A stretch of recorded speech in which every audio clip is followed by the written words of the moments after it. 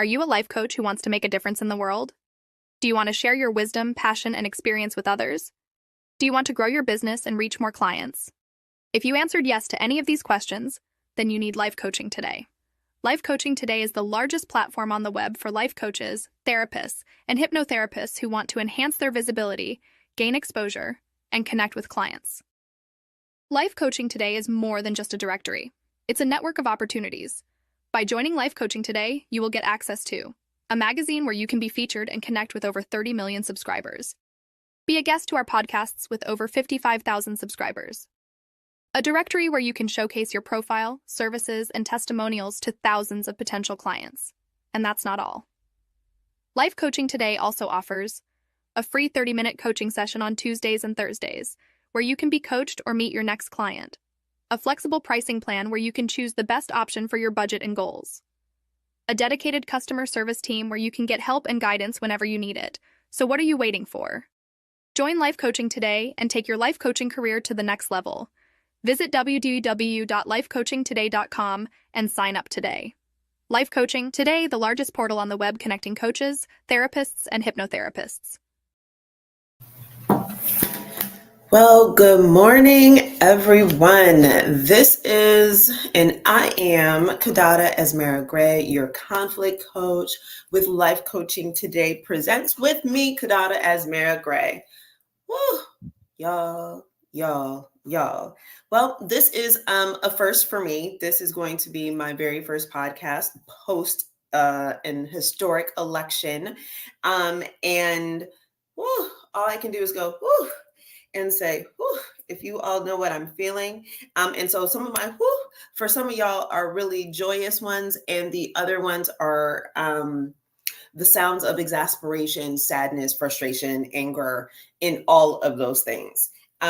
This morning when I awoke, I was dragging, like many of us are, trying to get back to our sense of normalcy. And I woke up kind of feeling like really groggy and tired, even though day after election, I was really joyous and grateful in a celebratory mode. And I'm going to tell you all why later. And Zora, the doggy, just came over to say hi and try to get on camera.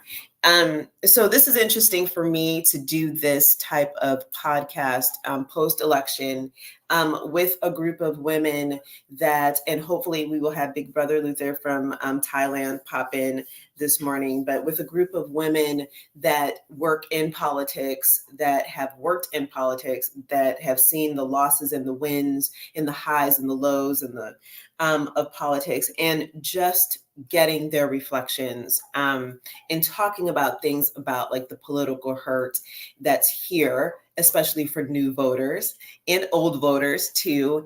And in my mind this morning when I was showering, I was like, okay, I've got to talk about this, and all of these detailed things. But before I do, I just want to say, you all, we have a great group of women joining me this morning. We have Jennifer Simmons from Jennifer Simmons Consultancy, who is a friend to the show. She has been on many times. You all know her face and her voice. We should have Emily Leslie. She's been on the show. She's another little bad girl that I just love so very much. And then a new friend to the show, Taisha Bryant, who you all will learn more about. She is new to the political game, but she is a awesome social worker, and she will be on another show because she does a lot of work with parents, schools, foster care, and everything. So like I said, this morning I was in the shower and I was, doing the shower thing and decided I needed a little shower joy. So I decided to use my like Thin Mint showers, from the Girl Scouts. Shout out to the Native brand and that connection and that collaboration, because I felt like I needed a Thin Mint this morning just to get myself started. And I usually say, Lord, what is it that you need me to discuss, talk about, feel this morning when I do the podcast? And I landed on sharing the story of Elizabeth Keckley. And if you don't know who Elizabeth Keckley is, she is and was the dressmaker to marry Todd Lincoln. And I think Elizabeth Keckley's story is really apropos this morning, because this Black woman, like I said, she became famous. And there's a great book about her life. She wrote a book, another person wrote a book about, I think it was called like the first wife, the first lady's dressmaker or something like that. I'll look it up. So like I said, Elizabeth Keckley was a Black woman who became the dressmaker to Mary Todd Lincoln. And if you don't know who Mary Todd Lincoln is, she was the first lady and was Abraham Lincoln's wife. And Mary Todd Lincoln, in her own right, had her own not only issues, challenges, but she brought a lot to the table as a first lady. And one of the things that I appreciated about her was that the girl had to look good. She had to look good all the time. And so she hired Elizabeth. And I can't recall right now if Elizabeth was a former slave, but she had enough freedom that she got hired by the president's wife to make her clothes.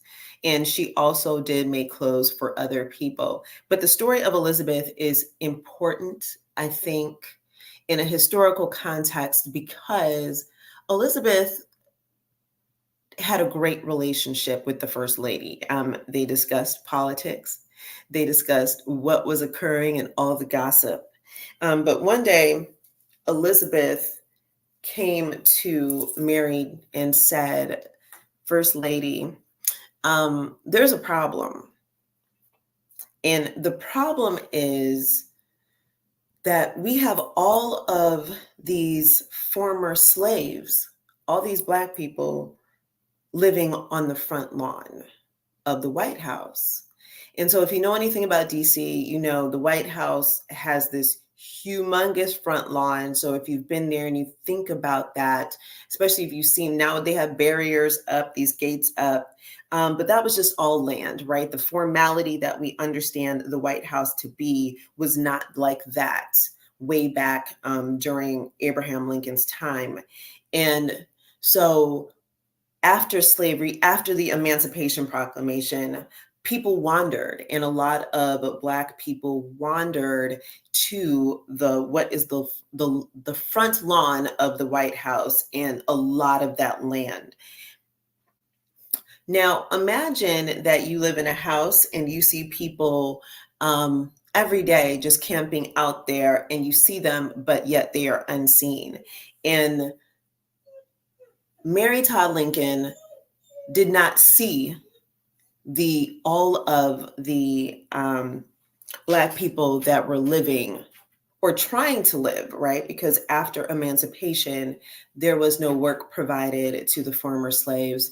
There was no housing provided. They just had to make do and make a way. And some of them landed on the front lawn, as we know it, of the White House.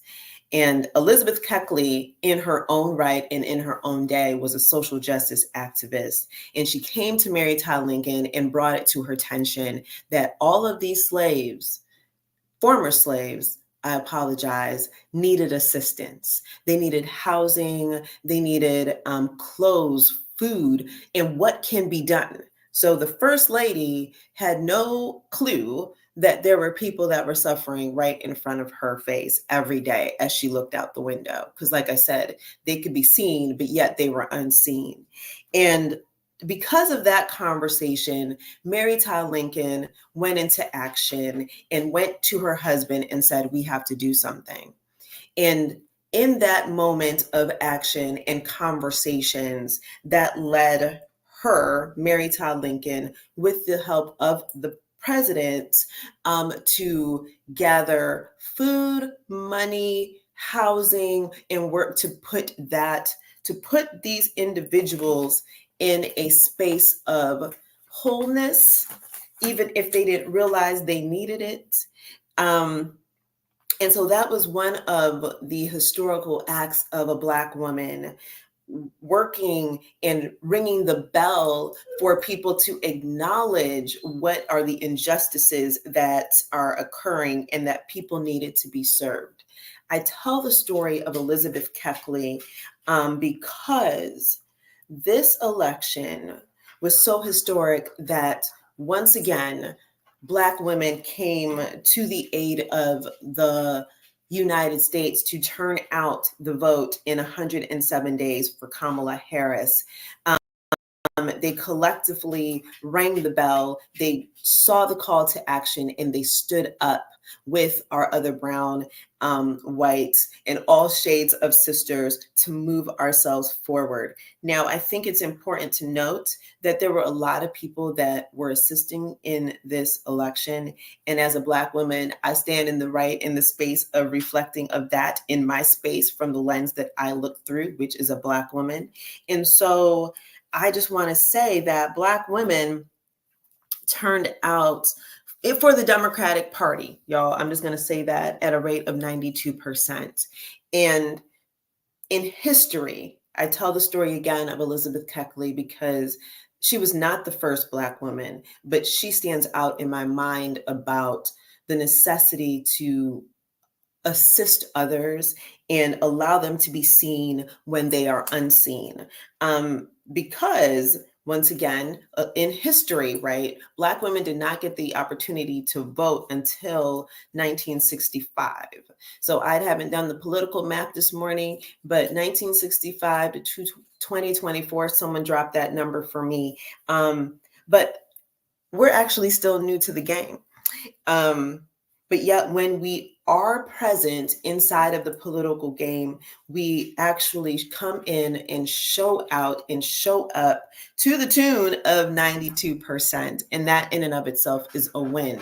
Now, the other side of that story, that when I was showering with my thin mint body wash this morning, was how is it that we are blind, that Mary Todd Lincoln could be blind to what it is that was right on her front lawn, and she didn't recognize the suffering. She didn't recognize that there were people who were hurting, that there were babies that were hungry, and that people were going without. And nonetheless, I'm sure they were also dying on the front lawn, because even though they had served the country, had built the country, that the country had given nothing back in return.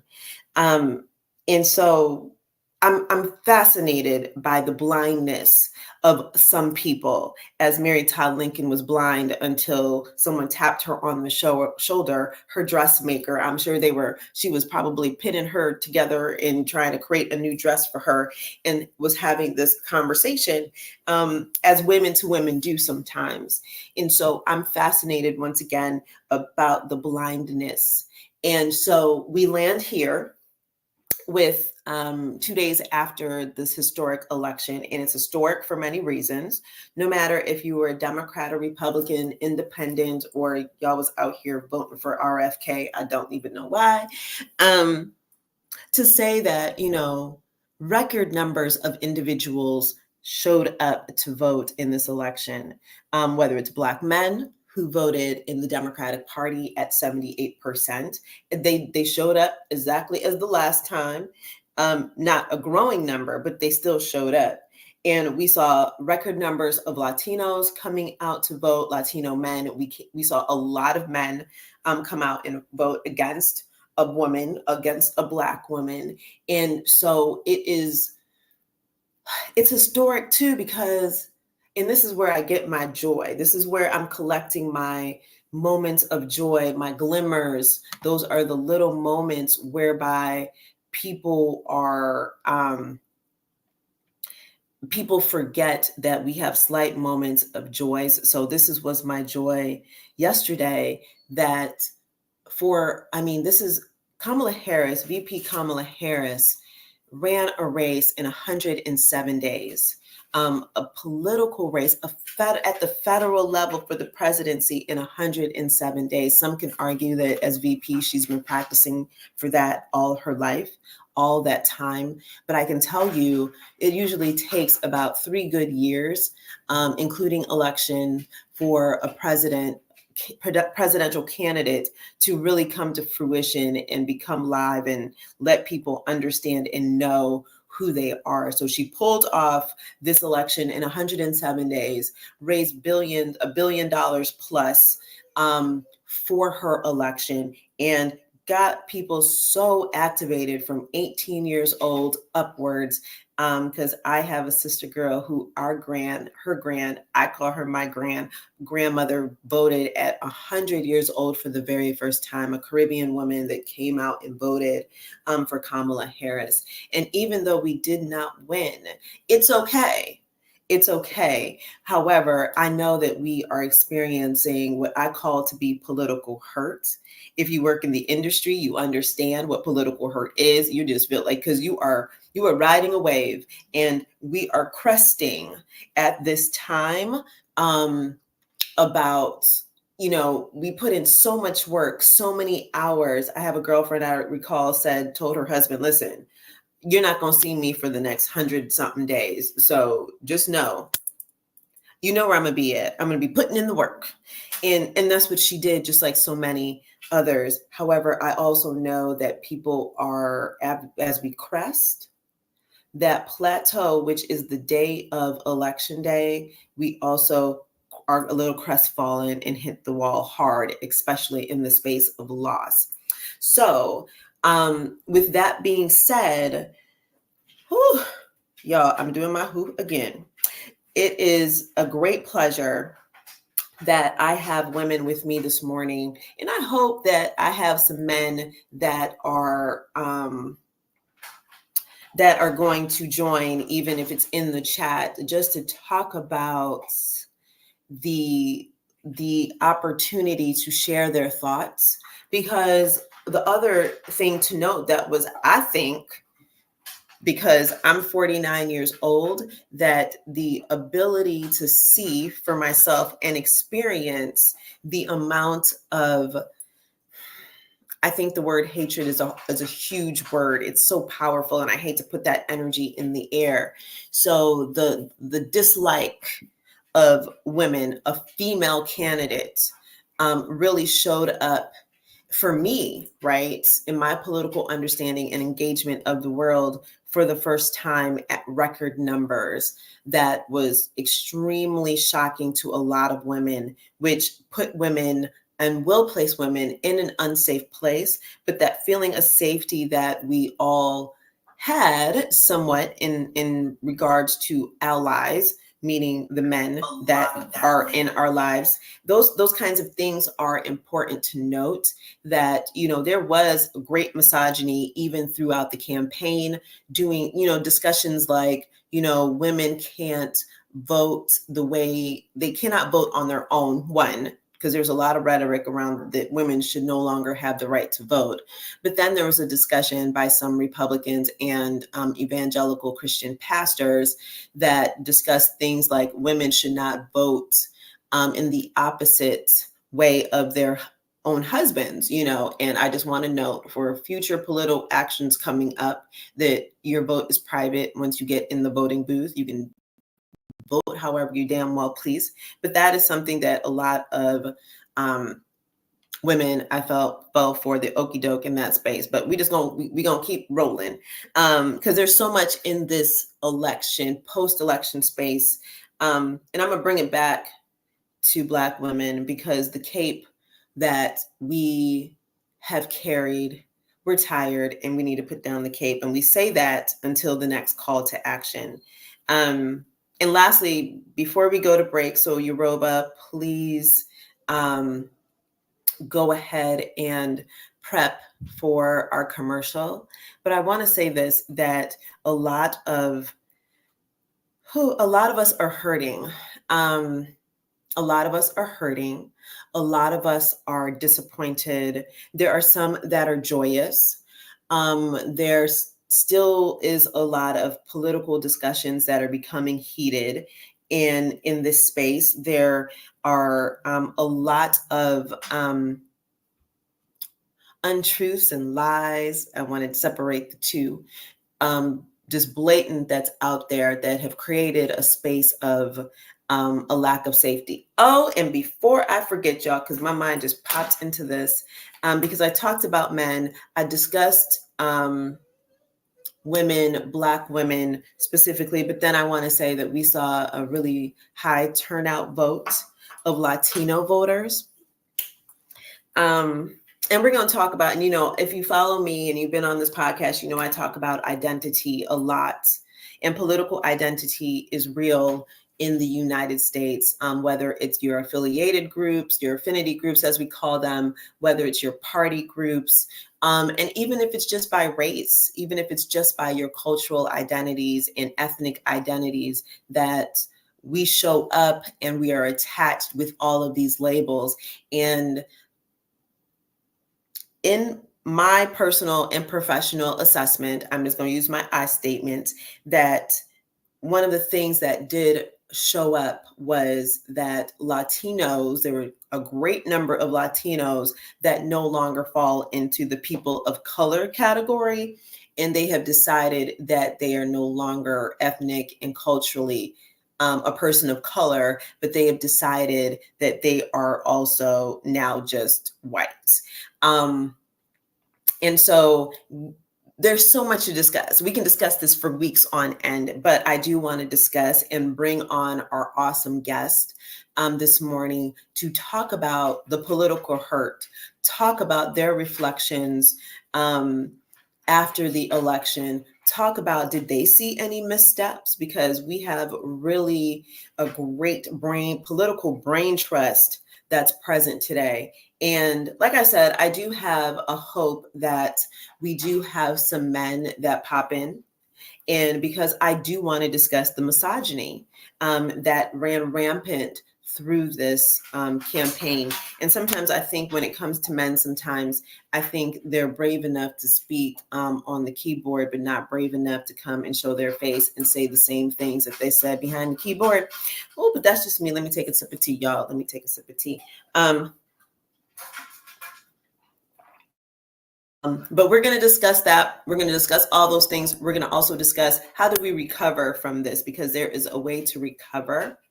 And we're going to break the chains of even disappointment, because we need to do that. So on the other side of this, so Yoruba, we're going to run the commercial. We're going to bring back Jennifer Simmons, Emily Leslie, and Taisha Bryant, and the Sister Girls. We're going to have a discussion this morning.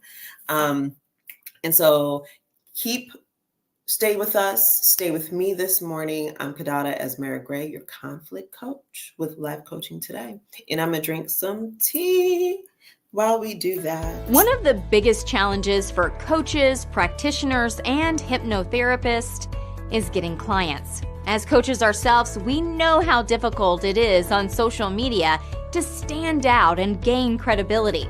That is why at Life Coaching Today, we connect coaches like you with clients. It all starts with our directory, where it's possible to create a profile that gets the right exposure with over 12,000 hits a month. You can gain credibility by writing for Life Coaching Today magazine, add videos, be interviewed on our podcast, teach classes in the community, and sell your products directly from our website. Not to mention, we actually connect clients who are actively searching for coaches who can best serve them. So if you are struggling to get clients, have Life Coaching Today help you get more clients. Go to lifecoachingtoday.com. Welcome to Life Coaching Today Presents, hosted by Kiddada Asmara.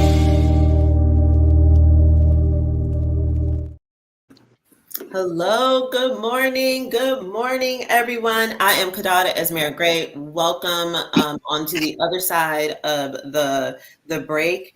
And I'm gonna say good morning again, because in my mind, I feel like my voice has been silent. And so I'm kind of reconnecting in that space with my own voice.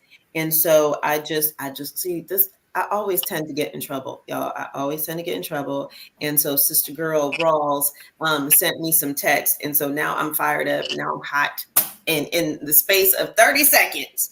But welcome and thank you for joining. We are talking about misogyny, political blunders, political reflections with a roundtable of awesome women this morning, because it was important for me to do this show.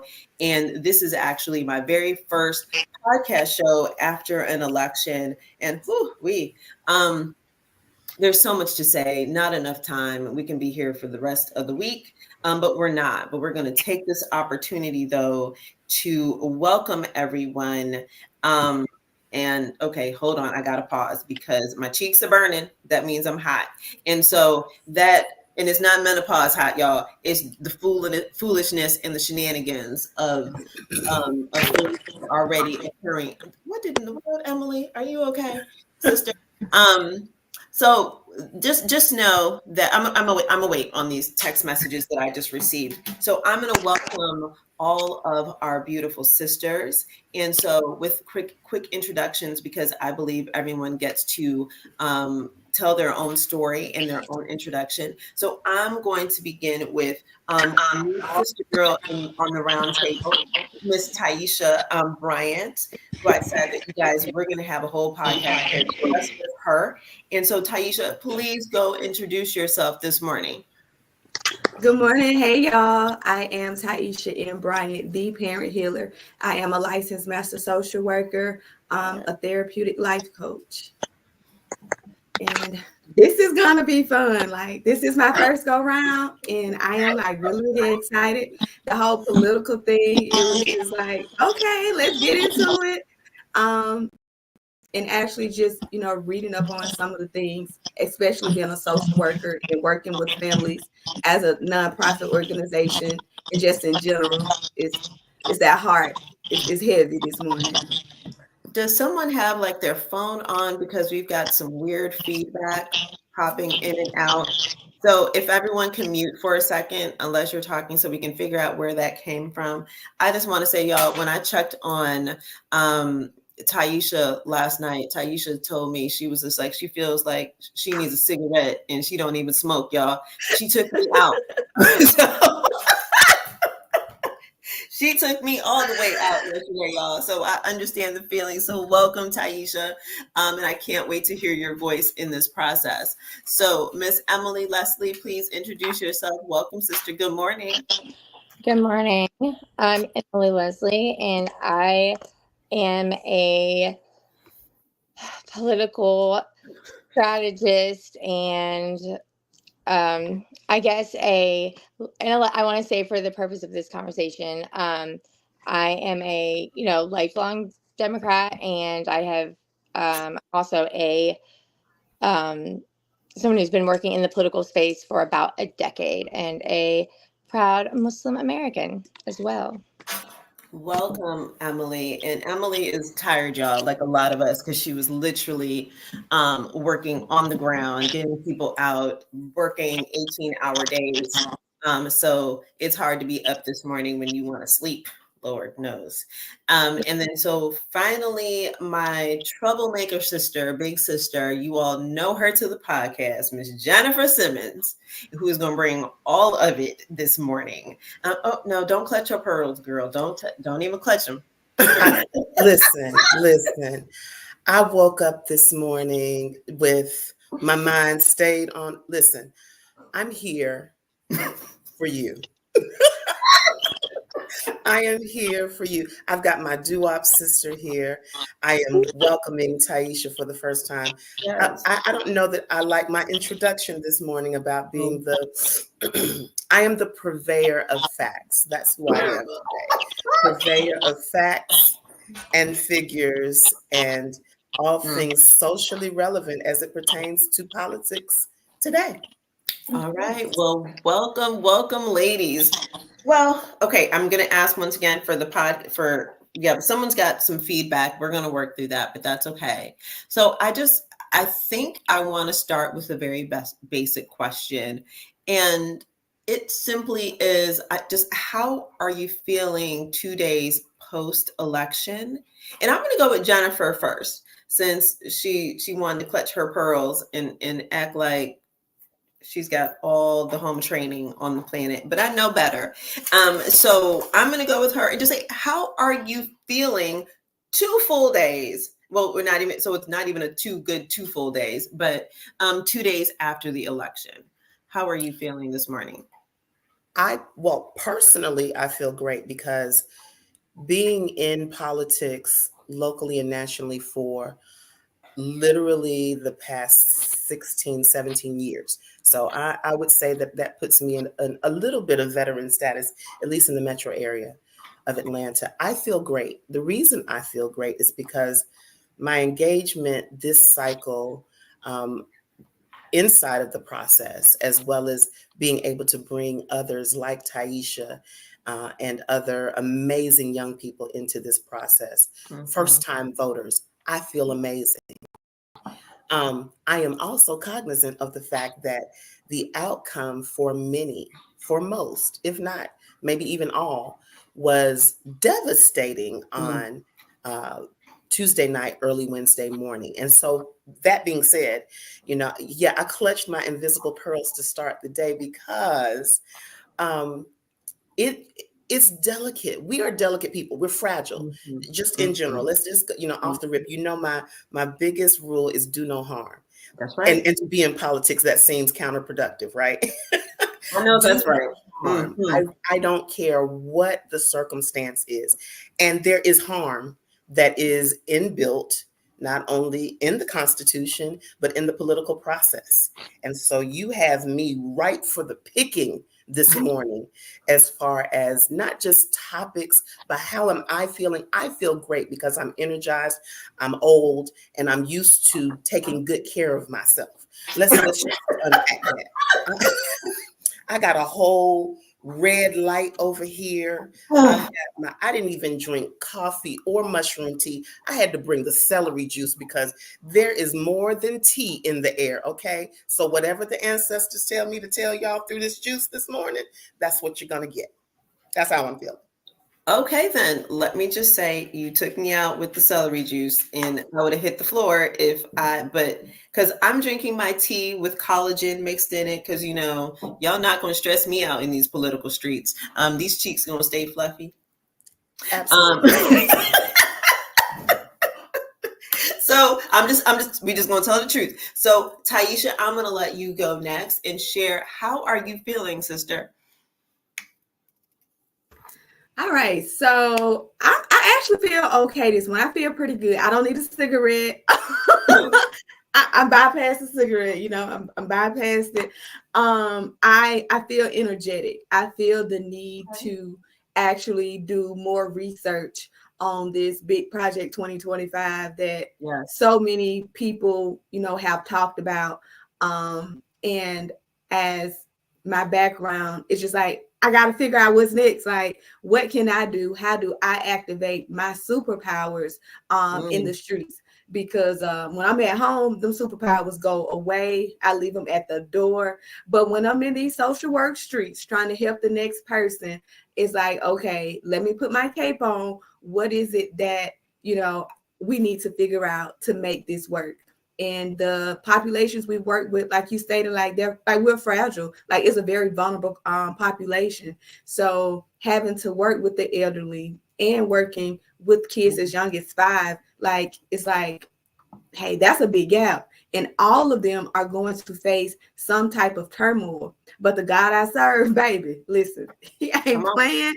So I'm good. I'm trusting him. There's no fear per se, because perfect love casts out fear. So as long as we loving and we're doing this thing in love, I know we're going to be good. So we may have to go back to actually loving one another, like loving our neighbors, like he commanded. But hey, I'm just saying, that's where I'm at. Did she say actually loving? I'm sorry. Yes, she said actually loving. That's a whole topic. That's a whole topic. That right there, I don't want to veer, but I do want to say that coming from our young people, I'm sorry. I just got to say kudos. I will tip my hat to you, Taisha, because again, the fact that it has to be a broken ground, a devastation to even think that love is the answer to actual issues amongst us, between us, community. It's not the end all be all, but it is absolutely a source. The source. Thank you. Yes. Emily's sister, you are on tap. How are you feeling this morning?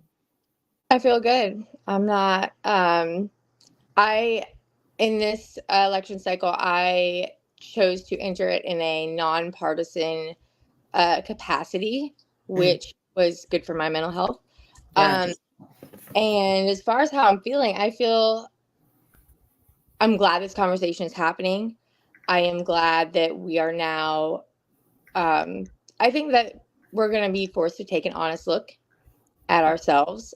And that's a conversation that I am dying to have. And I feel good. I feel like, I'm shocked, but I'm definitely not surprised. Not at all from, anything that I witnessed in my, the last however long this has been going on. I don't even, however many days. But yeah, I'm not shocked, or I'm just, I'm good. I feel good. I don't have a giving up type of spirit. I'm not, it's all good over here. I love it. Thank you all for your reflections this morning. And I just want to say about Emily, y'all, like, one, the fact that Emily does work in politics, and I'm gonna call her an undercover Muslim American because she does not present that way. Most people look at her and think she is a Caucasian woman. But I'm telling you, that's a little Black girl over there, y'all. Y'all just don't know it, because she a whole thug. She is a political thug, y'all. I just wanted a second. Right. Yeah. She is you want somebody who will ride or die with you. That is Emily Leslie. And she will come forward and fight for you all. And so thank you. It's refreshing to hear that we are feeling energized. A lot of people are not feeling energized. A lot of people are devastated. And it's okay to feel that way. I just want to say that and put that out in the world. It is okay to feel devastated. What it's not okay is to stay devastated. And so we need to break those chains of devastation, because we can get so included and so tied to that group of devastated people that is unhealthy, and we do not want to stay there. Someone's mute Emily, I think, again. So I just received text messages, right? So Taisha discussed Project 2025 and going to study that.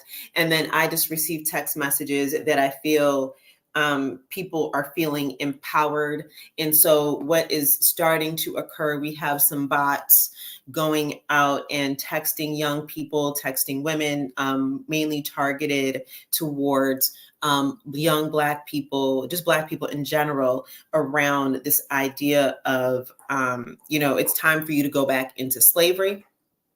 The bus is coming at such and such a time to pick you up on this day. And so what have you all, there's so much to talk about. And so first, let me just, do you feel, because I'm gonna go ahead and come for white men and Latino men right now, off the rip, boom, we just gonna hit it. So we just gonna get it, because once again, Black men showed up and showed out, and we did lose some stragglers off to the other side.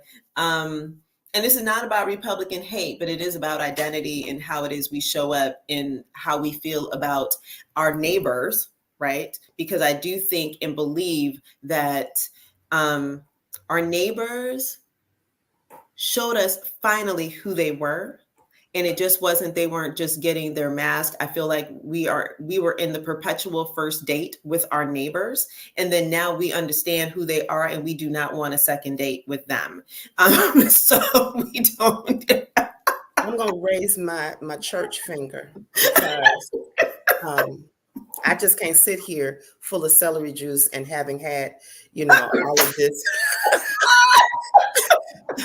Ma'am, we didn't just find out who our neighbors are. We globally got a chance to experience who are the people in your neighborhood. Remember Sesame Street? Who are the people in your neighborhood? Yeah, we know who you are digitally, face to face, and forevermore. That being said, Amen. I think that it would be a disservice to say that we just learned them. Now it can no longer be ignored, or you can't, as we discussed as we were preparing for the show, you cannot pretend that you aren't who you actually are. Yeah. And I think that may be a new global reality, but for those who have been practicing that for some time, it is not only game time, it is, what did the DA in Philadelphia say? FAAFO. He said, F around and find out. F around and find out. Because here's the truth. We are living in a truth that for many Black men and women, they have never not lived in that truth. And I think that the stats and the data prove exactly what we have, our lived truth, our political lived truth, and what our future will continue to look like, be it Project 2025 or just the reality of, what do I tell my daughter? What do I tell my sons who are now under the threat? Because see, the administration hasn't taken place yet, but just the threat of all of these things that, and all of the rhetoric that the president-elect has put forth, it is open season for a lot of things that we have, that we discuss in private rooms, that we discuss in places that are safe, but now the safety net has been ripped away. And I think that it's important for us to be truthful, but also be strategic. You cannot be emotionally charged. You should deal with the emotions. And just like you were talking about the self-care that we're going to get to, we have to take care of ourselves, because you can't even battle if you're not healthy. That's true. I will always say I'm speaking from a place of privilege of being able to take care of myself in the way that I do. But it's not a matter of money or expense. It's a matter of intention and purpose. That's right. And so if we can be intentional and purposeful, regardless of all the things that are going on internally, and I mean internally within the Black community, internally within the political atmosphere of those who work together here in the metro, work together or work adjacent to each other, because there's a lot of adjacency. And we're going to talk about allyship as well. But I just want to say, I'm full. Celery juice keep you snapping going. Look, I'm ready to take off. Look, I will pop off this love seat because I got some things I want to share. But I'm trying to keep, look, let me just sit. Go ahead. So I guess, y'all, we need to keep, I don't even know where we get celery juice from, but we're going to leave that alone. That's a whole other show. That's a whole other show. So Taisha, I want you to tell us, well, let me just say this first, right? So I do think that there is a level of politeness that comes when we are trying to live with our neighbors, right? And community has changed, neighborhoods has changed, because most of us, truth be told, don't even know our neighbors. We don't know. And so I think that has been a center stage of like, well, we have quote unquote pretend community because we all live in a certain zip code or subdivision. But yet when it came politically, because we're not really speaking and we're fearful of sharing who we are politically, it gave people a sense of safety, that I can sit and break bread with you and think that you love me, especially if you're a Christian, and look at me and tell me that we are friends and we are bonded, but yet the vote says something differently. So Taisha, how do you feel about that sense of neighbors, or the Band-Aid being ripped off, or the visors being ripped off, and everyone now can see who our neighbors really are to us? I think one of the greatest poets said it best: if someone shows you who they are, believe them. Yep. So it is right. So I mean, it is time that we believe who people say and show that they are. But even in that sense, I'm a firm believer, as you guys can see, in love, and we know that love covers a multitude of everything. So even with knowing, I can know that, you voted the way you voted, or whatever the case may be.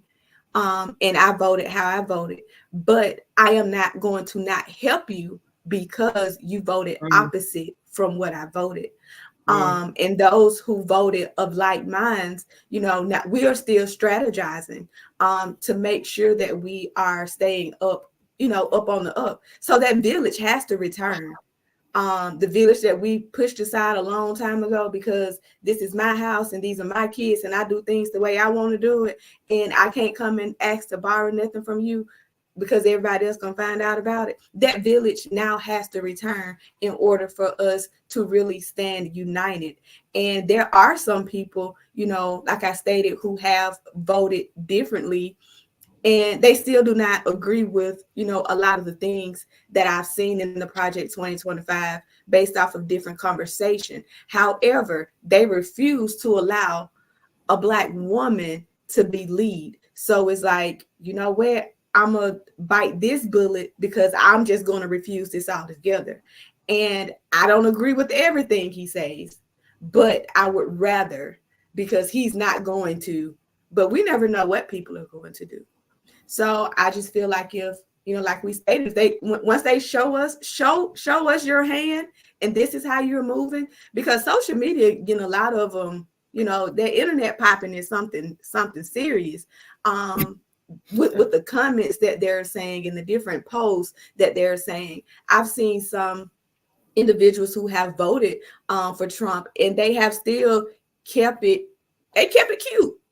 But there are some who's like, Jay just been waiting on this day to just cut a fool. And it's like, now, wait a minute, baby. We ain't our ancestors. This is what we're not finna do. I'm going to need for you to keep it cute. I don't care what you voted on. Don't come for me and mine.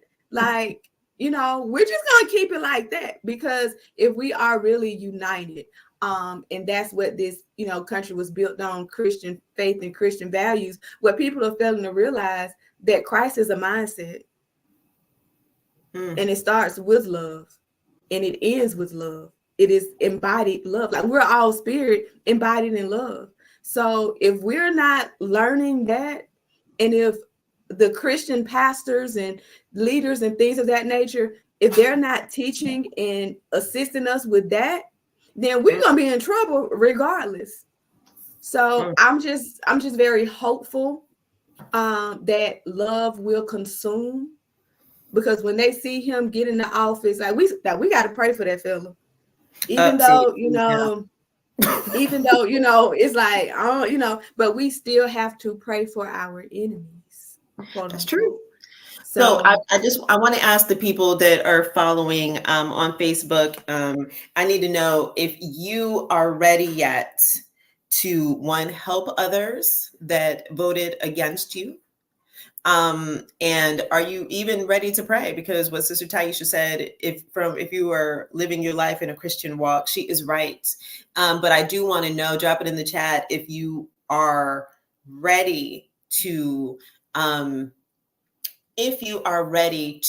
be of assistance to other people. Because I can tell you what, from a Black woman perspective, a lot of Black women want to retire the cape. Tired is probably a slight word. It's probably easy. So Emily, as someone who is fighting the kight, as someone who quick, Kiddada. Yes. Real quick. Sorry. So what I will say is, to add on to that, it is okay to feel how we feel in whatever moment that you're in. If you are angry, it's okay. Be angry. Feel how you feel. Be sad. Be whatever. However, we know we can't stay in that moment. So once we identify what we're dealing with and how we're feeling, we got to work through it, because if we stay in it, then we will not progress. We will, say, I'm tired and I'm done, but we're not done. We just get started. Okay. So Emily, you are my fighter sister. You fight in a way that most of us don't do. You are a marcher. You show up very differently. What are your thoughts right now? I hope everyone's prepared for this moment. Come on. I am. So my thoughts are, let me go back to, I've been taking notes. Our neighbors, well, we now know our neighbors. I've been seeing who my neighbors, my friends, my colleagues are for the last year, since October. of 2023. I have watched very quietly. I have, for the most part, quietly, and I have taken stock. I've watched how people do act, and when I'm saying a year, of course, I'm referencing the genocide in Gaza that has not been spoken about by the party that I have been, worked for years and years and years. And a big part of my identity, and I think a lot of us can relate to this, and I kind of was just sort of soul searching on, like, why is this so hurtful to me? The only thing, I'm not hurt by the people who elected Trump. I'm not hurt by that. I'm hurt by the people in my party who watched the slaughter of my people for a year and didn't say anything, or when they did, said, we'll talk about it after the election. Here we are, babe. So what's good? Like, are we going to talk about it? Come on, listen. Emily was like, "Come for it." Really, like, and my issue with that is, I hope nobody's tired, because, and what made me really see who people were about that was, so it's okay. So we need to just chill out for a child. One child was killed at this point. One child every 10 minutes in Gaza. So you want me to wait how many months? Okay. Okay. What? That's. I mean, to me, that says a lot about who your neighbors are. Not mentioning it, we'll organize after the election. The fear mongering, Trump will do worse, the dehumanization of Muslims, Arabs, the dehumanization of us at the DNC, the mocking, the behavior of people who are Democrats telling me what I should do, how I should vote. Last time I checked, I'm not happy about any of this, but I still, in my own approach to this, I did not vote for Kamala Harris. Proudly not, and I would not, and I will not. I will never, ever, ever, ever support anybody who, and I came to politics through the space of human rights, so let's keep that in mind. And when I say that, I mean that I didn't come here to become part of the problem. I came to fix it. I didn't come for this. Come on. So anybody who expects anything less of me, get ready for the disappointment, because that's all it will be. That's all it will be for me. And I'm not going to be somebody whose values are going to waver or going to, and Kiddada knows this. My doo-wop sister knows this. It's just not happening. So I have a whole, if we want to talk about the problem, let's start with the fact that we've had the largest anti-war protests since Vietnam. But the Democrats were all too happy to tout the endorsement of who? Elizabeth Cheney, all the war criminals, people who profited off the occupation, the destruction, and war in the Middle East, right? There's just all kinds of stuff. But like when we're talking about like our neighbors and how they're going to be, let's go back to, we'll organize after the election. We'll help you after the election. I just spent, and like I said, hours and hours and hours a day doing vote tripling, right? It was not for me.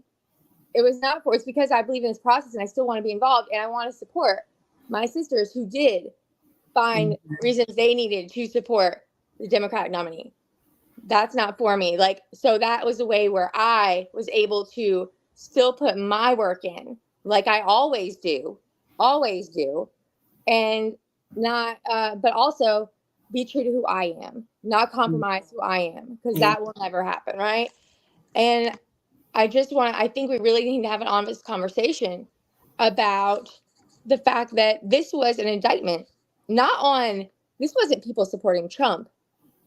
This was people letting you know how they felt about the entire situation with our nominee, Kamala Harris, right? They were letting you know how they felt. And I think it was way more complicated than the misogyny stuff like that. That is a conversation I've certainly seen. But my viewpoint into where I'm at, my experience is completely different, just in the spaces that I'm in and how I approach and how I'm involved.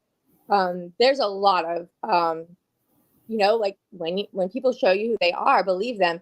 I now know that my neighbors would watch the slaughter of my family, my people, and myself. Thank you, Emily. And I know exactly what you would do.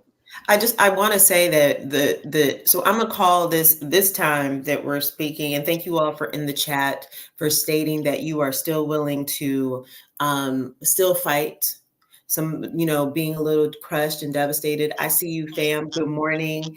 But I want to talk about political missteps because, of course, none of us here, except for Emily, I just want to say Emily has run for office. So this is a bad chick. So she knows the process. And, Jennifer and Taisha and myself, we have helped assisted people to run for office, right? And so our perspectives are really different. And so we don't sit at the keyboard and just chat it up just because, right? Because we actually have experience.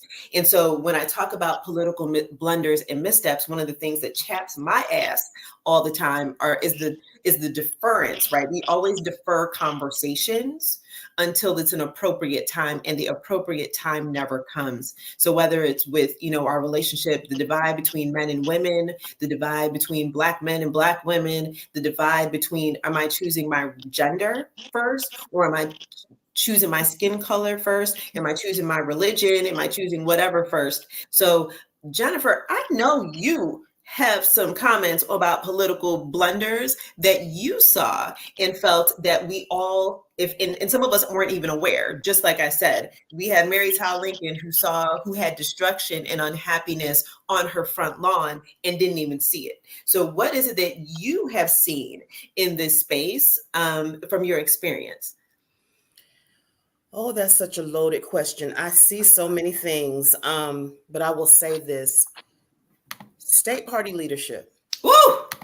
Wait a minute, we ain't ready. So hold on, before you go any further, I want to have a teachable moment for everyone, right, that's listening. So if you aren't aware, we have the national parties, which are the Republican or Democratic, and we ain't even going to deal with the other ones, but then they trickle down to the states. And so you have like the Democratic National Party, Republican National Committee, whatever. And then we have the state leadership. So we have the Democrat Party at the state level that is across the country. So I just wanted to give that moment. So if you didn't know what Jennifer was talking about when she talks about state leadership, that's what she's talking about. Thank you, Jennifer. Go on. Yes, ma'am. So state party leadership, my observation, and again, to give context, so that when I'm saying what I'm saying, that it is within the context of my experience professionally and my experience as a voter, because I was a voter, a citizen of America, a native Atlantan, and an avid civic leader and contributor to the process in Metro Atlanta that has affected the state of Georgia as well as nationally. So I'm saying that what I have experienced with state party leadership, and I will be specific to say the DPG in specific, that meaning the Democratic Party of Georgia, I will call the organization itself. Come on. Because I think that now that we're here, this is post-election, we're having a real debrief. We're not going to talk off sides. I could give all kind of sports references because I'm a sports girl. Right. And football is a game of inches. Okay. So let's talk inches. When it came to the ground game in Georgia, whether we're talking the state party or the periphery, Black Voters Matter, other organizations, I could run the list. But when it came to the ground game, after the switch from Biden to Kamala, and the 100, I want to be specific, the 107 days that was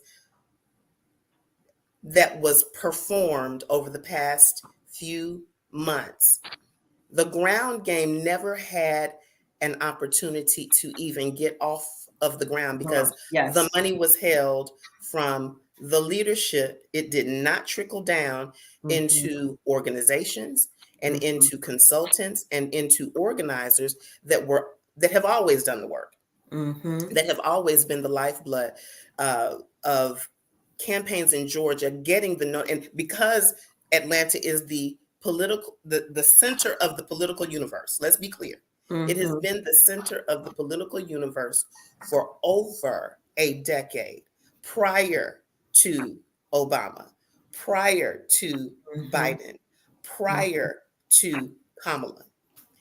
the state party has imploded, and it has been, it has unfairly treated and neglected. I will be clear, has neglected organizers to such a degree, financially, safety, and it is a deplorable, I will say that, it's a hard word. It's a deplorable situation. Women, men, and young people have been harmed. It is not okay. It will never be okay. Right. And until we face it and address it for what it is, and I can't say that I know all of the reasons why it is, I can only express what has been shared with me, what I have experienced at times myself, but I am very intentional and purposeful. And I don't participate with people and groups that do not have their finances together. That part. Being an accountant for 30 years, you can best believe, yes, I know FEC compliance. I know where, I won't say I know where the bodies are buried, but I know what I know. And what I do know is this: if we don't, as women, and I want to specifically speak to Black women for 5 seconds. Black women have a very unique role in the world, period. But it is not just to be your savior, your protector. I actually had someone say, can you do it for us just one more time? It's almost ridiculous at the notion. It's a Mamie trope. It is it is a Mamie trope. It is whether, and that's not just whether you're a big girl or a little girl, but to expect that Black women are supposed to be the mother, the protector, the savior of democracy is absolutely unfair, ridiculous. And then you pick a struggle. You cannot expect Black women to save you, and then you want us to shut up and sit down too. They don't go together. That part. There's gonna be some feelings. That part. And some wigs and edges snatched for the next 2 weeks when it comes to this discussion. And here's the thing: we can use terms that are applicable on the yard, because I love my Clark Atlanta University. We can also use things that are applicable in professional spaces, because guess what? If we are talking about the coalitions that came together for Kamala, whether you were a dissident in terms of her reaction as vice president, because she had several boxes that she checked as vice president, as a Democratic nominee, and as a Jamaican Southeast Asian woman. Can we all just take a nap right now? Because that right there is enough to make all of those coalitions, white women for Kamala, Black women for Kamala, tennis shoes for Kamala. I mean, it just got ridiculous after. So, but that $1 billion that was collectively raised, money, power, respect. We will not act like there was not enough money. That part. We will not act like there was not enough power. The disrespect, though, we're going to address that. The disrespect must cease. And regardless of 45 becoming 47, I just don't speak the name. That's just my choice. That's right. 45 becoming 47, and the peaceful transfer of power, which was not done in 2020. And we have yet to see what's going to be done in 2025. Outside of Project 2025, I think it's important for us to be focused and intentional. I will say that until my throat gets dry, but I still have celery juice. Lord. I want it to be clear. We have to continue to keep the coalitions together.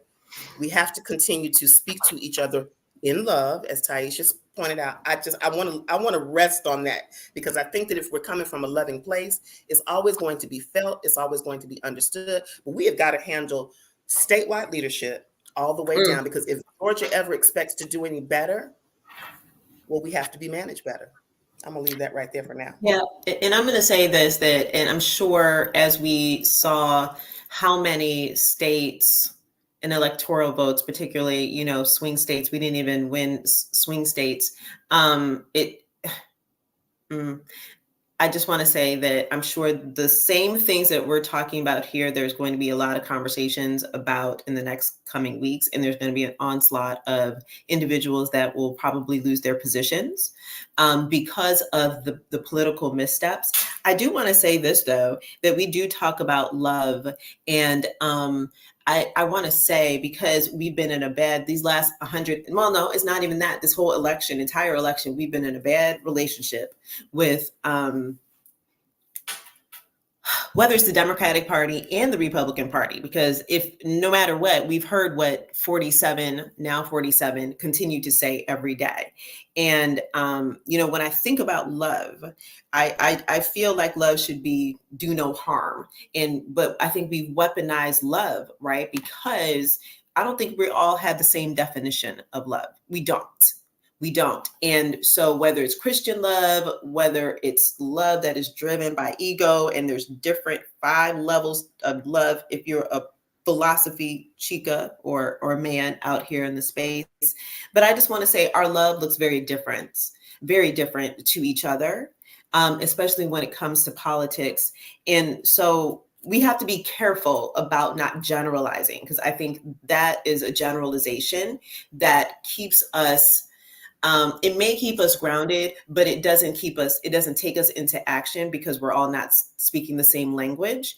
And when we are to love our other person, we need to show them in a way, we need to hopefully speak in a way that we're both jointly having a joint conversation, because we are missing the center.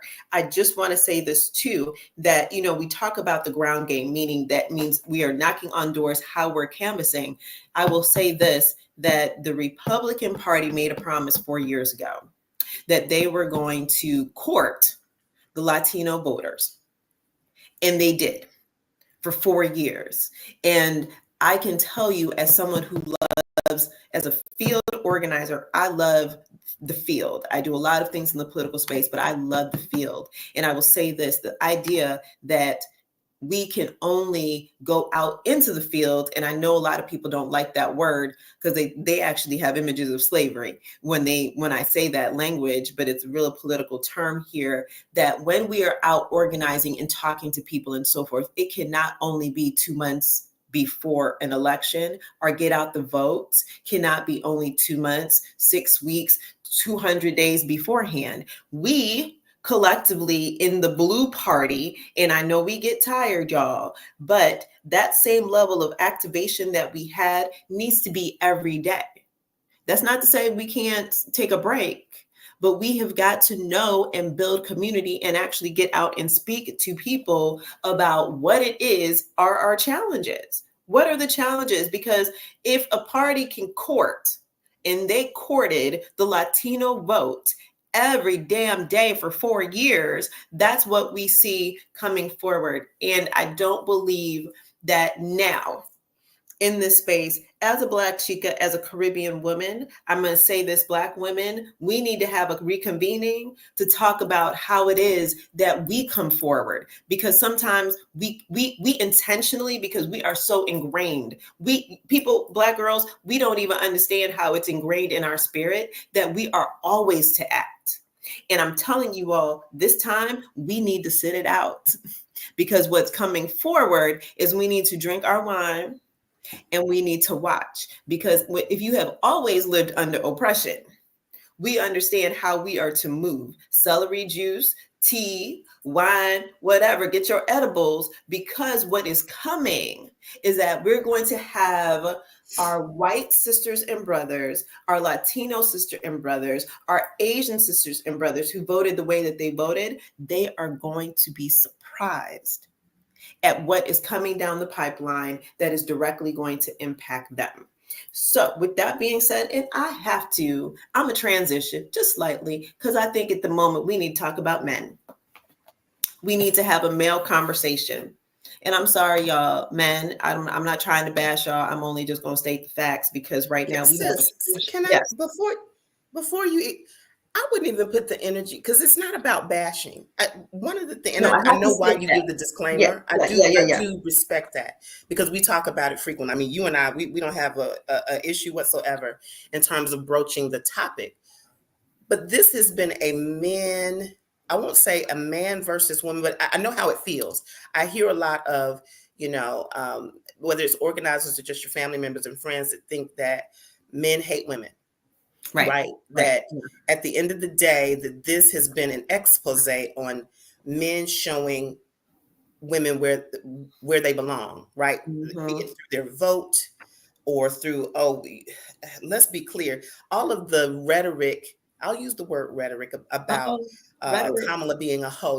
I would rather take the con over the hoe. I don't even use those terms in my regular life, but here's reality. If you have men that are misogynistic, let's be clear, because we have men, whether they're black men, white men, men in the men that we work for, meaning for corporations. If you're an individual contributor, even if you're an entrepreneur and you own your own business, you are going to encounter a man of power somewhere, that whether they hold the purse strings or they are the ones that you have to go through to get that next position. I don't care whether it's social work, coaching, political organizing, you are going to come across a man someplace. And we all have fathers. We weren't born here by ourselves, whether it's your dad, your uncle. And I do truly believe that this election cycle identified those things that have been under the rug for many years, that, go silently off into the night, where there's a woman crying in her bed after having to deal with a spouse that was not just harmful, but violent. This political violence that was played out in real time. And that's the where we have to be more loving towards each other across all of these categories, is truly being able to say, if men feel this way about women and women feel this way about men, feelings are one thing, actions are another. Yes. And the actions that have been taking place that are harming women, when we come to the reproductive rights part of this conversation, we have to be clear that women are trying to protect themselves from potential death in some circumstances. If it's abortion care, it's still health care. If we're talking about those who have lost someone because of these abortion bans that are taking place, and we're speaking from a southern state, last I checked. And so Georgia has been instrumental in that. But the whole issue about men, I wanted to say, I don't hate men. You don't hate men. I don't think there's a woman on this panel that hates men or thinks that men just don't get it generally, because that's a generalization. That's unfair. Right. But we need men in the fight. And I'm going to use a name. D.L. Hughley. I was never a fan of D.L. Hughley. I'm still not a fan of D.L. Hughley. But what I will say that D.L. Hughley did, and Plies also, these are two unlikely men that jumped in the political cycle, at least this time, if we're talking about pop culture. Plies, for several days, decided, for whatever reason, to be supportive of Kamala Harris. And he has nothing but misogynistic music. Right. He has nothing but misogynistic lyrics. Right. But he did take a side. Sometimes you have to take a side to get a point across and to get a mission accomplished. D.L. Hughley decided to publicly apologize for spreading misinformation about candidate Harris. I think that when we at least give men the opportunity, because you have to give them the opportunity to be better. We have to open that door for all of us. You have to give them the opportunity, because here's the thing.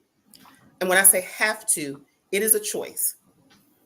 It is a choice. And it is difficult for women to sit in that space. I'm 51 years old. I can say this from a mother's perspective, from a professional's perspective, as well as just a community leader's perspective. Women may not be ready for that, but that is a reality. You have to give men an opportunity to show themselves not just worthy, but giving them your ear doesn't cost you anything. It doesn't cost you anything. I've got sons. I have a 25-year-old and a 23-year-old. And I say that as young men, I have no problem saying this. I had one that was a supporter and the one that was not. And I treated them the same way. right? These are my own children. We have to be able to have complex, complicated conversations that edify, that grow us, that make us all shared, responsible people. Because otherwise, we are contributing to the structure that's already in place and broken. And I, for one, will drink my celery juice and not participate in that. You and this damn celery juice. I want to say, so I bring up men, not in the space of hate, but the frustration, because we are frustrated. And so a lot has been revealed from what was brimming under the surface. And so now it is sprouting like a geyser about the misogyny, the we don't want women to lead, and what kind of, took me aback that what's that man's name? Adam Tate, what's his name? Tate, what's that man's last name? Andrew Tate, I'm sorry, said that he is on his way back to the United States. I guess that's after he does his 30 years, because he's close to being convicted because he's sitting in jail, that he can't wait to come back to the United States. And this is a man who is spreading misogyny and dividing men and women at rates that across the world. So he came to mind. But I do want to say, Emily, you come from a culture where a lot of us think that Muslim culture, that Muslim men are very oppressive to women. And I want to ask this of you, from your experience, internationally focused and domestically focused, do you see a correlation? Do you even see a difference between how women are treated in the United States and through the lens of your culture and your religion? Do you see it differently now? What has happened over this election cycle? Do I see the difference in the way men treat women? Yeah, because I think that I know that in the United States, we kind of glamorize women have all of these rights. Women can do all of these things. And we point fingers internationally and go, oh my gosh, you see how they're treating these women poorly? You see what the Taliban is doing? They're telling women they have to cover themselves, blah, blah, blah, blah, blah, all of that, et cetera, et cetera. And yet we see what our own rhetoric is domestically, that some men are espousing, trying to take away women's votes, trying to take away the opportunity to even have our own bodily autonomy. So what are your thoughts on that? Well, we have to be clear, first of all, what is culture and what is Islam, what is religion, and what is culture. Culturally, all places have destructive men, women. We all have that exists everywhere, right?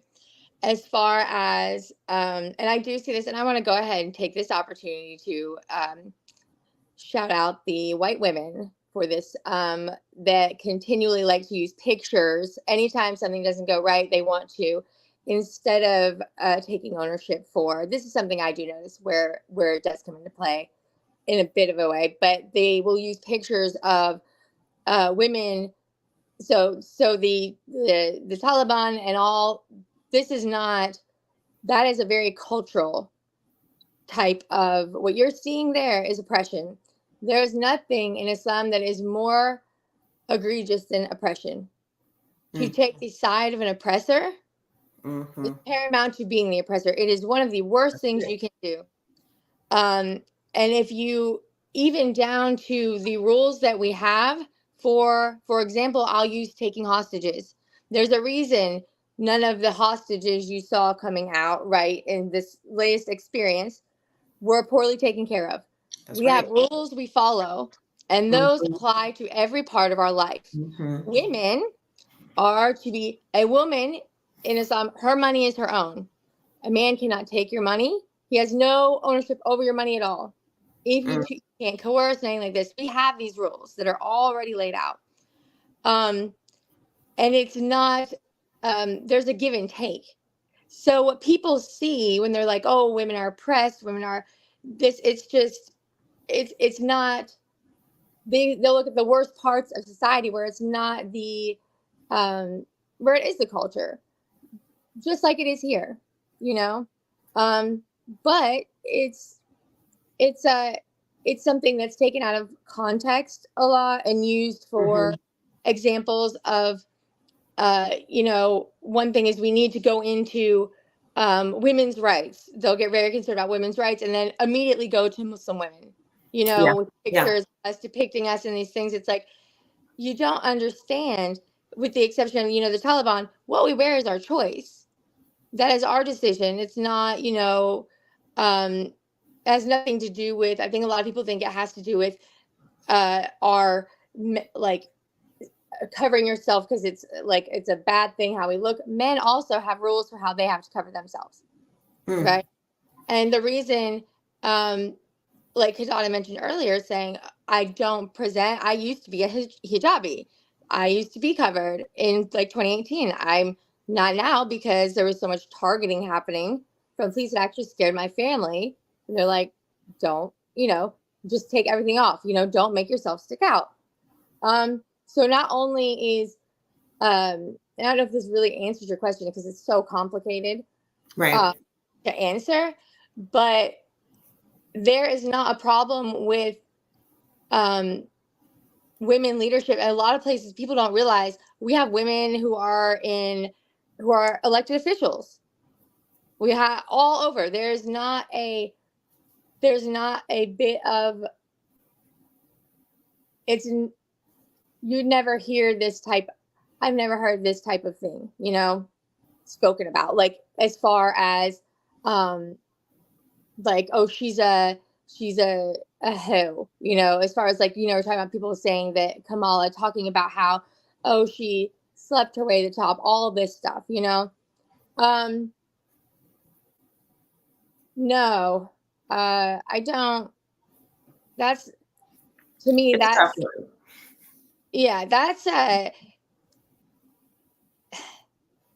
very, you just wouldn't say that about somebody, you just wouldn't say that. And if that was the case about the woman, it would be approached in a completely different way. If that was something that was said, that's a very serious thing to say.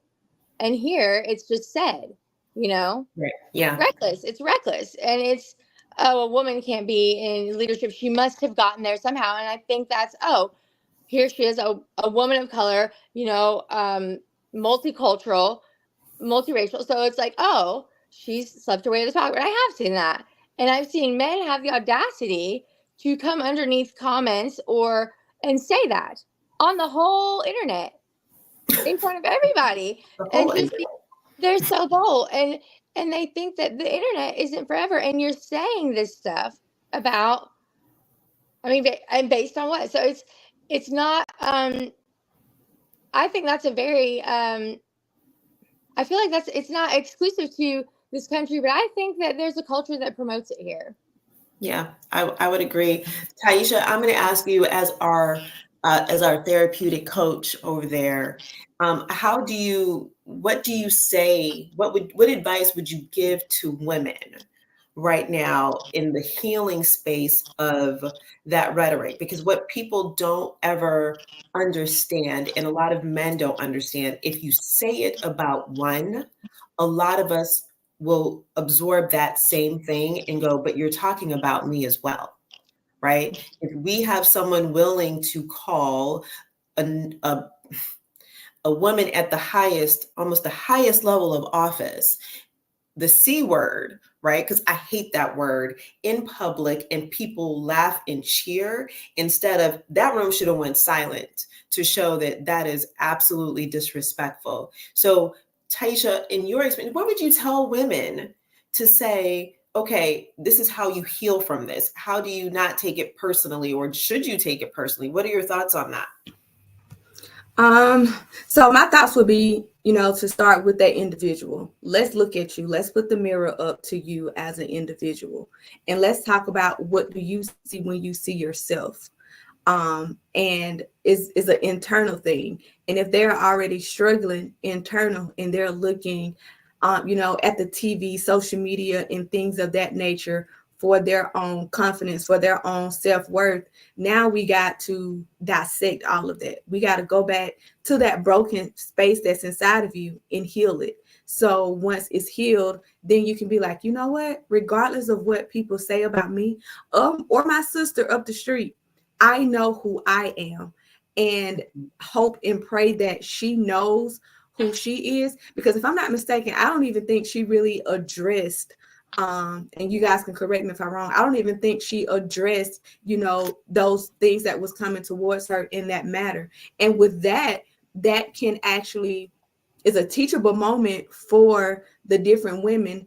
If this woman can be on one of the highest platforms and not address things of that nature, then what makes it different for you not to be able to address it? Because, when you are sitting high, like, some things you just don't address, and you could feel like, well, she's the vice president and I'm just a janitor, but baby, you're still sitting high. So some things you do not address. Your your level, your height is from within and it comes out. So all of I remember back in school, it was like, well, they talk about my mama, and my teacher was like, do they know your mama?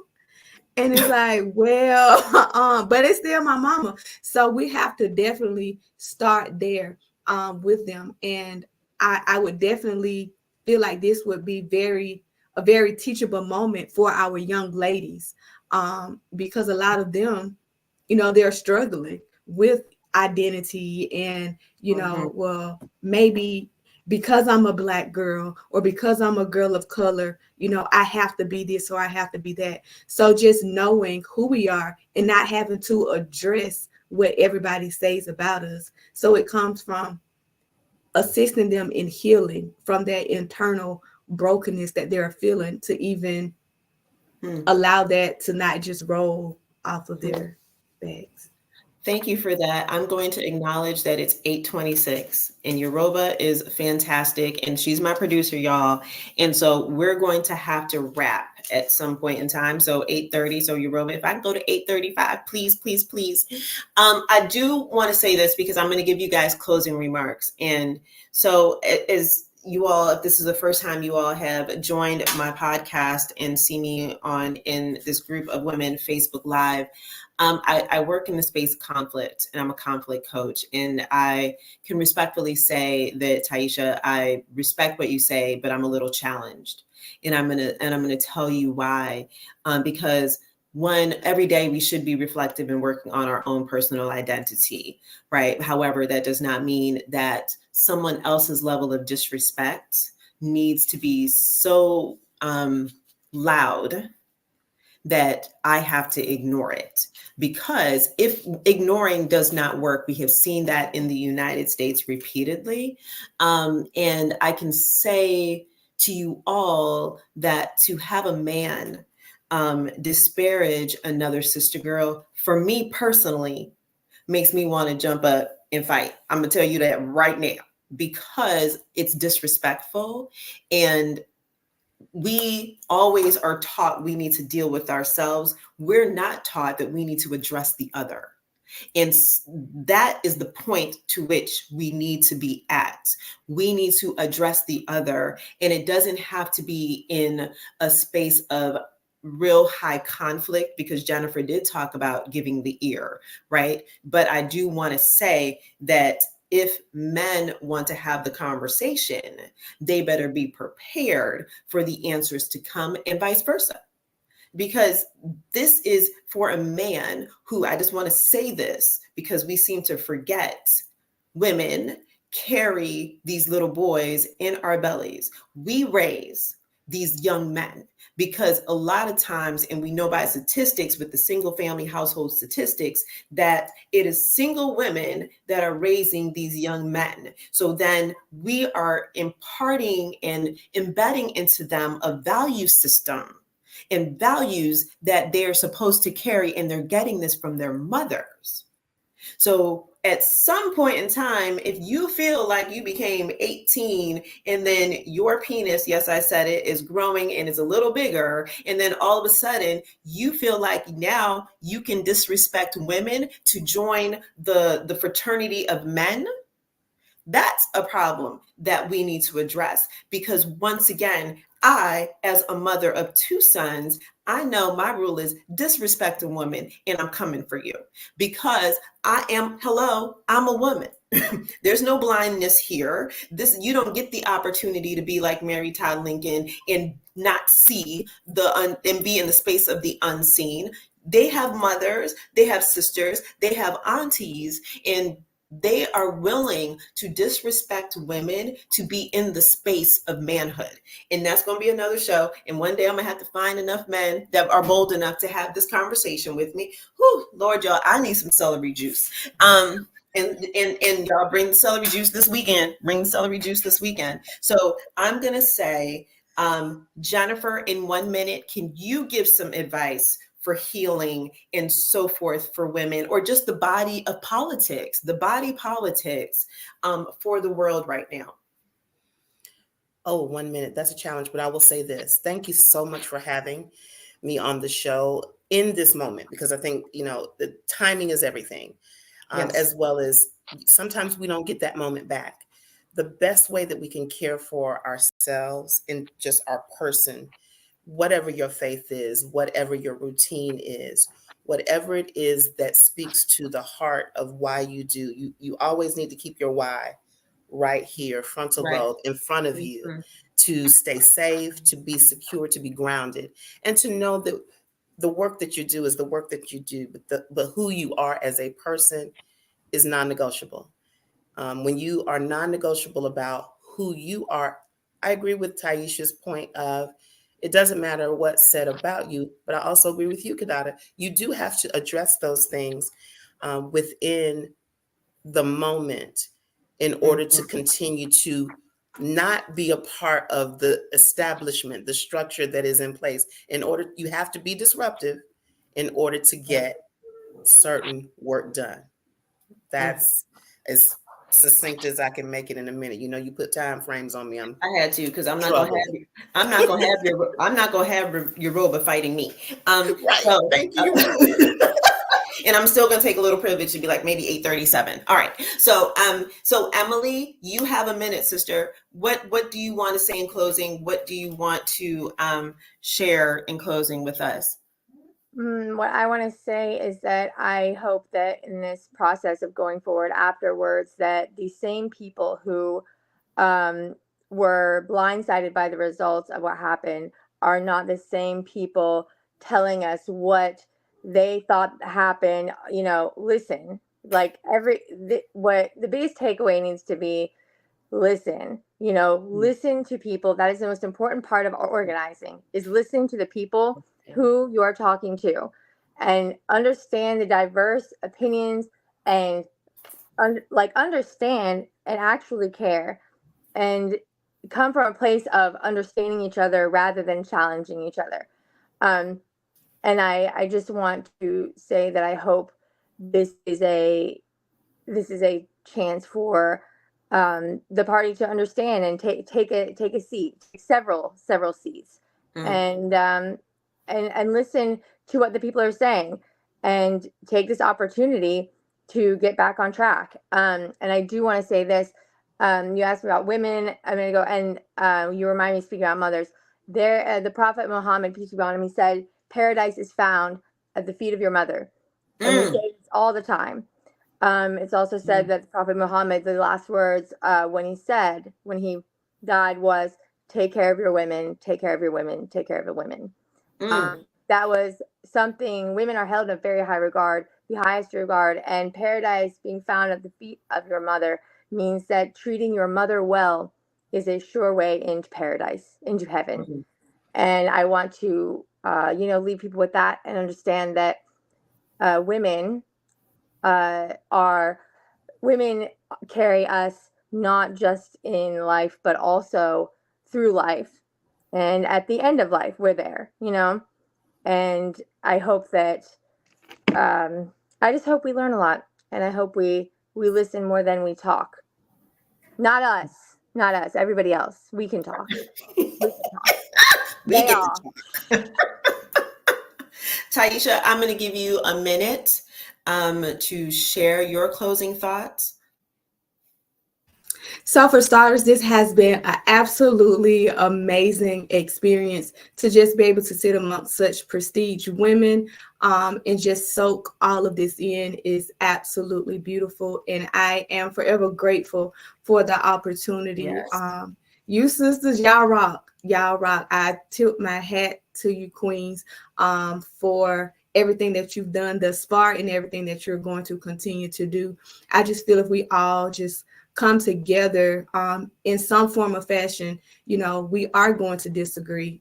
We are all different and God made us that way for a reason. So just continue to be help one to another because, you know, where you may be weak, I may be strong and I should be able to help you, vice versa. So just continue to, you know, sit for a minute, you know, take a minute, sit still, and then, you know, strategize and let's, you know, keep fighting. This time we're just fighting with love.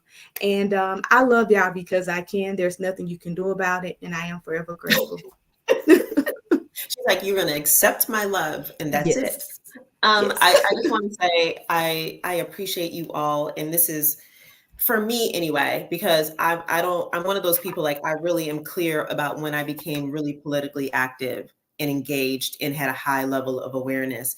And so I tear up in this conversation solely because that the skills that we need to actually engage with each other, and this is a skill to be able to speak to someone else that is very opposed to what we believe, who we are supposed to be and how we are supposed to gather together.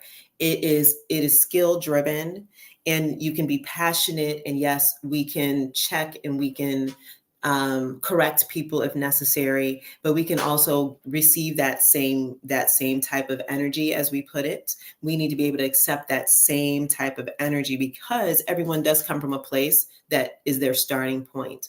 Emily, the fact that I appreciate you bringing in your Muslim faith and giving us a teaching that is counter to what we see in the news and in the media. And, you know, I think it was Shalonda and Love You Sister said, honor thy mother. We have these connections, the sameness that run through our religiosities that we don't even acknowledge. And so that's important. I want to close and say this: don't get stuck. Ladies, don't get stuck.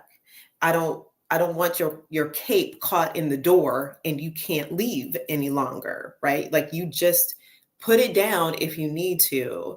And we don't need to be the saviors. We don't. It's a choice. It's a choice. We have fallen into the trope of being the savior of the world. And it's, oddly enough, this is something that is still born out of slavery that we're still practicing. A lot of us just aren't in bondage that way anymore, but our mentality, we are in bondage in the space of that savior mentality. And it is across the women's spectrum, but Black women, we know we have that trait. And sometimes we need to learn how to sit and relax and watch, and not even strategize. Sometimes we just need to sit back and watch, because I know in history, beginning with Elizabeth Keckley, and I promise y'all, I love that sister. I love that sister. I have read books on her. I want to say that her life continued. She became a woman of her own means, right? She actually built her own business. She married. She didn't marry after a while. She wasn't married after a while. And then she died broke. But her service and her legacy is still here. And I want to close and say, listen, if you are in the Atlanta metro area and you need something to perk yourself up, hit me up, because I am hosting an event this Saturday whereby we are going to gather, and I've opened it up to men as well, because we need to bring ourselves together. And whether we cry together. I promise you, what my intention for this event was has evolved, y'all. I may have to go buy some tissue for all of us, but I promise you, you will have a good time. Drive in if you're close to College Park area, if you in Alabama, and you can come on, reach out to the podcast. Find me on Facebook. Listen, my name ain't Lisa. It's Kiddada Asmara Grey. You will always be able to find me. It's easy to be found over here. But in closing, I just want to say, know who you are. Know who you are in this space. Now we know for sure who our neighbors are. Respect who they are too. And build your own boundaries around how it is they get to engage with you. With that being said, thank you to all my people that decided to join, because Taisha was on, Emily was on, Jennifer was on. I promise you there's more to come. I'm here every Thursday at 7 a.m. Thank you all for waking up with me and us this morning. You're welcome. You're welcome. Because 7 o'clock. Someone said something in bitterness because her celery juice just disappeared from her life. So good morning and thank you. I am Kiddada Asmara Grey with Life Coaching Today Presents, and we can get through this conflict too. So we're signing off until next Thursday, because Lord knows we need to prep everybody for what that Thanksgiving is going to look like. Go Rattlers. Okay, listen, keep all your fam views. C. A. You. Strike again. Go. What's wrong with y'all? What's wrong with y'all? As all of us, listen, as all of us with decorum who went to PWI. And thank you. Everyone have a happy Thursday. Don't cuss anybody out. If you do, listen, please do it with a smile. Smile when you cuss somebody out. So thank you all. I love you all in the chat. I see my family joined. I got new friends. Find me on Facebook. Follow me, y'all. And so we are going to have a good day. Bye, y'all. And thank you, your robot, because we went well past time. Abused her today. Sorry.